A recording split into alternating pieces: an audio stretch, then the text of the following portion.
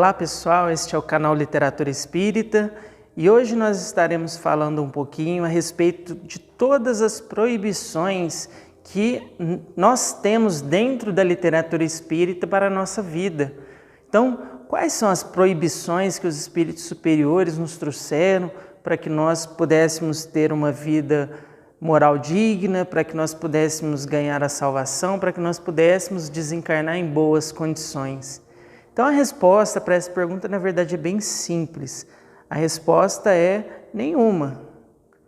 O Espiritismo, ele não nos proíbe nada, ele não nos traz nenhuma proibição.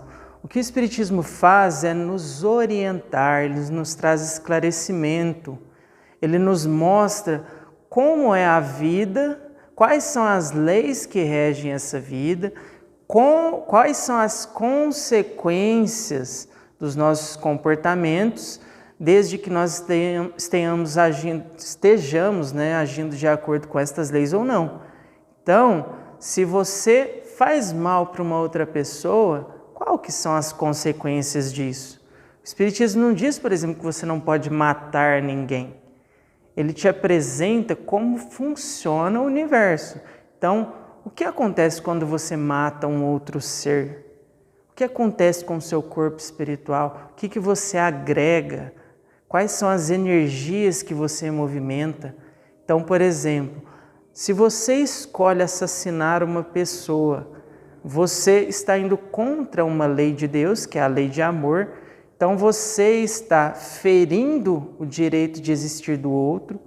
Esta outra consciência que você feriu, ela pode se tornar um inimigo seu durante milhares de anos.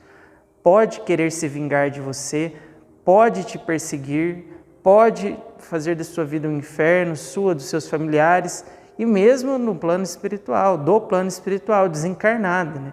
Que você matou foi o corpo físico, a consciência ela é eterna. Então, você vai para o mundo espiritual, vai ter aquele desafeto, e quando você prejudica uma pessoa, você não prejudica só uma pessoa, porque aquela pessoa tem um pai, tem uma mãe, tem irmãos, tem amigos, tem entes que gostam dela. Então você cria uma desavença com todos esses seres, nos dois planos da vida. Então você cria uma lista de inimigos e isso vai te trazer infelicidade. Isso vai fazer com que você não tenha paz. Então, quando o Espiritismo vem e te orienta a respeito de não matar, ele está preservando, ele está tentando argumentar em favor da sua própria felicidade. Jesus também fez isso. Quando Jesus dizia para você aprender a perdoar, para você aprender a tratar as pessoas como gostaria de ser tratado e tantas outras coisas que Jesus nos ensinou sobre amor, sobre caridade, sobre comportamento, o que ele estava nos orientando era em favor da nossa própria felicidade, em favor do nosso próprio bem-estar. Porque se você planta coisas boas, você vai colher coisas boas. Se você planta coisas ruins, você vai colher coisas ruins. Não tem aquele ditado que quem planta ventos colhe tempestades? É bem a respeito disso. Então, se alguma pessoa vem e te ofende, você perdoa essa pessoa, você liberta você próprio, e a outra pessoa de passar por diversas situações de vingança, de querer um passar por cima do outro, porque às vezes nós vemos espíritos que durante muitas e muitas encarnações ficam presos nas mesmas questões. Então um é desafeto do outro, aí um prejudica o outro numa existência, desencarna, o outro vira obsessor desse que ficou encarnado, aí depois os dois estão no mundo espiritual, são inimigos, aí um reencarna, o outro que ficou no mundo espiritual tenta prejudicar o que está encarnado, depois os dois estão encarnados e um é inimigo do outro, tem aquele sentimento de ódio que não sabe de onde vem, e aí um tenta destruir o outro, às vezes consegue, aí começa de novo, um vai para o mundo espiritual e continua aquela inimizade, e um sempre atormentando a vida do outro, nenhum dos dois tem paz, nenhum dos dois tem tranquilidade, um só vive para tentar derrubar o outro. Então, na verdade, o perdão, ele é uma chave para a porta da libertação. Então, o que Jesus tentou nos ensinar é isso. uma série de comportamentos inteligentes, tá? Porque a partir do momento que você entende as leis universais, você entende a lei de causa e efeito, as leis de afinidade, de sintonia, você sabe que o amor e o ódio unem os espíritos. Então, se você odeia alguém, você tem um laço energético com essa pessoa, porque você lembra da pessoa, porque você deseja mal para a pessoa, ou a pessoa deseja mal para você, pensa em você, os dois criam um laço de sintonia que vai atrair um para o outro cedo ou tarde. Se não for nessa existência, vão ser em outras, vão ser no mundo espiritual, vai ter que reencarnar junto, vai ter que corrigir esse sentimento, porque um está atraindo o outro pela energia antagônica. Agora, se você ama, a mesma coisa, né? O amor, o carinho, querer o outro bem, também vai atrair esses espíritos, só que de uma maneira benéfica.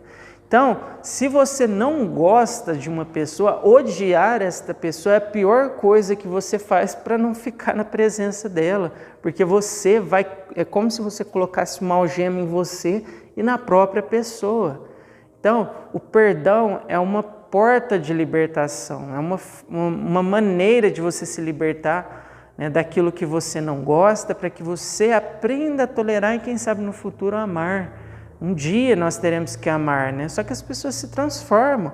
Às vezes aquela pessoa que você não gosta hoje, dia de manhã ela se transforma no seu melhor amigo. Quantas vezes nós já vimos isso numa única existência, inclusive?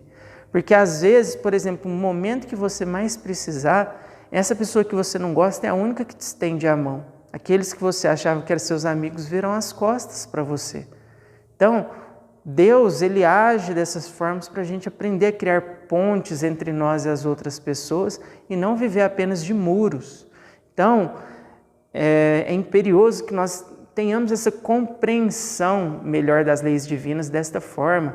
Então, quando você estiver estudando a doutrina espírita, estude compreendendo dessa forma, né, de que tudo que está escrito ali é para o seu bem, para que você seja feliz, para que você seja livre. E muitas vezes a porta da liberdade também é a porta do dever, né? Você vai ter que cumprir as leis de Deus.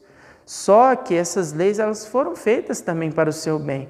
Então, a partir do momento que você construir dentro de si o amor, o desejo de ajudar, o desejo de querer bem o próximo, o desejo de querer construir coisas boas para todos, para a coletividade, né? Você vai se transformando por dentro e conforme você se transforma por dentro, o seu mundo externo ele vai se transformando também. Você vai alterando aquilo que acontece ao seu redor e principalmente a forma como você enxerga estas coisas ao seu redor.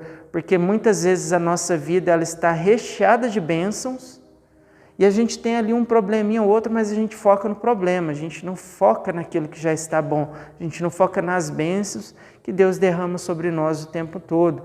Então nós precisamos trabalhar nosso olhar, nós precisamos trabalhar o nosso entendimento, para que enxergando as bênçãos, os nossos problemas ficam pequenos. Então, tem dentro do budismo, por exemplo, eles ensinam muito isso, né? Quando você estiver passando por um problema, por uma dificuldade, aumente o seu olhar, aumente a sua lente, né, sobre aquilo de bom que você tem na sua vida, porque aí esses problemas eles vão ficando menores. Então, o Espiritismo ele não nos proíbe nada, ele não nos diz que nós não devemos fazer as coisas, mas ele nos orienta. Este é o caminho da felicidade, este é o caminho do sofrimento. Cabe a cada um de nós fazermos as nossas escolhas e depois arcarmos com as consequências delas, sejam elas boas ou ruins. Se você quer comer frutos doces, né? Se você quer ter paz, serenidade, tranquilidade, se você é uma pessoa que busca a sua felicidade, então opte pelo caminho da porta estreita, né? Pelo caminho que Jesus e tantos outros mestres nos ensinaram, assim como os espíritos superiores também. Muita paz e muita luz a todos, que todos nós tenhamos mais discernimento nas nossas escolhas. Que assim seja.